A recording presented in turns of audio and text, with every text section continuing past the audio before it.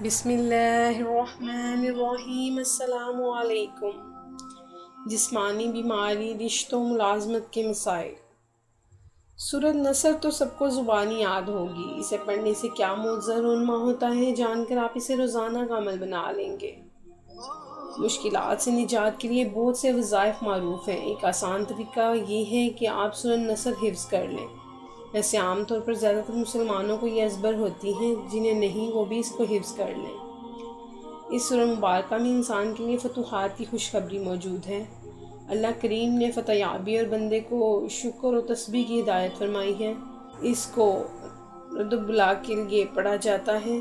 آپ کو جسمانی اور کاروباری طور پر بچوں کے رشتوں میں، ملازمت اور امتحانات میں مشکلات کا سامنا ہے تو روزانہ اول و آخر درود پاک اس سورہ مبارکہ کو 7 بار پڑھنا معمول بنا لیں۔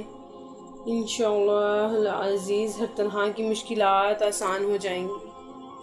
سورۃ نصر اللہ کریم نے فتح یابی اور بندے کو شکر و تسبیح کی ہدایت فرمائی ہے۔ اس کو رد بلا کے لیے پڑھا جاتا ہے۔ آپ کو جسمانی اور کاروباری طور پر بچوں کے رشتوں میں، ملازمت اور امتحانات میں مشکلات کا سامنا ہے۔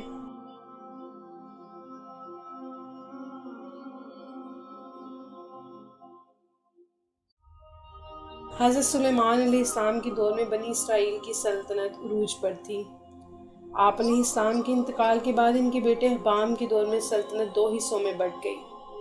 جنوبی فلسطین میں یہودیہ نام کی ایک سلطنت قائم ہوئی، جبکہ شمالی فلسطین میں اسرائیل کے نام سے ایک ریاست کا قیام ہوا۔ ان دنوں سیدہ یعنی موجودہ لبنان کی شہزادی ایزابیل کی خوبصورتی کے چرچے چہار سو عالم تھے۔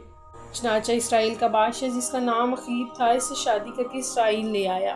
ان دنوں لبنان اور شام میں بال کی پوجا کی جاتی تھی۔ فنیکی اقوام کا ایک قدیم دیوتا تھا۔ اخیب اول درجے کا زن مرید ثابت ہوا اور ملکہ ایزابیل کے کہنے میں آ کر بال کی پوجا شروع کر دی۔ اخیب نے اسرائیل کے صدر مقام سامریا میں بال کا بہت بڑا اور عالیشان مندر تعمیر کیا۔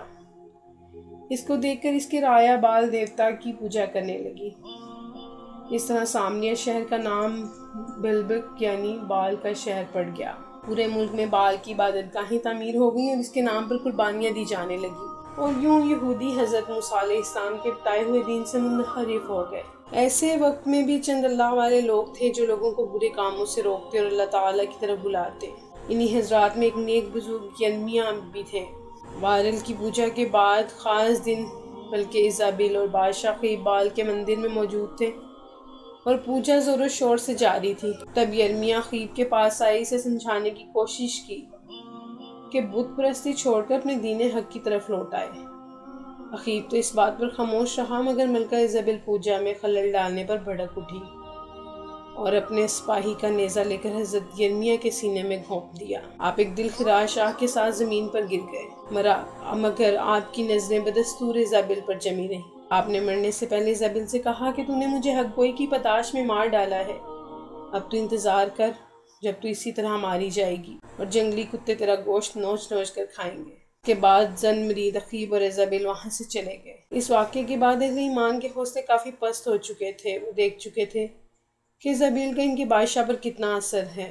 اب یہ واقعہ سنانے کا مطلب اور مقصد صرف یہ ہے کہ آپ کا ایمان تازہ ہو، آپ جانیں کہ یہ سورت پڑھنے کے کتنے فوائد ہیں۔ آپ کسی بھی مشکل میں مبتلا ہیں تو آپ سورۃ نصر کو یاد کر لیں۔ آپ اللہ کا شکر ادا کرنا چاہتی ہیں تو آپ سورۃ نصر پڑھیں۔ آپ امتحان میں آسان بچوں کے خواہش مند ہیں تو آپ سورۃ نصر پڑھیں۔ آپ کسی مشکل میں گھرے ہوئے ہیں، کسی ظالم کے شکنجے میں پھنسے ہیں تو آپ سورۃ نصر پڑھیں۔ اللہ ہم سب کا حامی و ناصر ہو۔ اللہ نگہبان۔